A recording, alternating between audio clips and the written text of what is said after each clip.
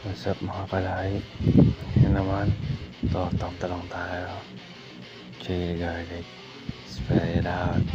Dapat pinili para wala initan. Bakit tortang talong? You tell me. Bakit nga ba? Ito naman yan. Tabi natin. Baka mabawasan. Lugi tayo. At ngayon, handa na tayo lumabas. Doon tayo kakain. At syempre, lagi na lang konting toyo mansi. Kaunti lang ha. Baka sumubarami toyo natin. Pinapatay natin lahat yan para walang initan. At sa unang subo, at yun, ito na nga.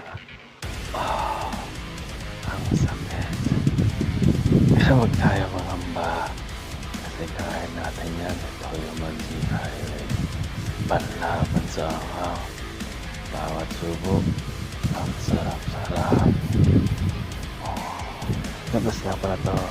Kami kasama garlic fried rice. Siyempre dapat yung garlic mo original. Yung totoong garlic.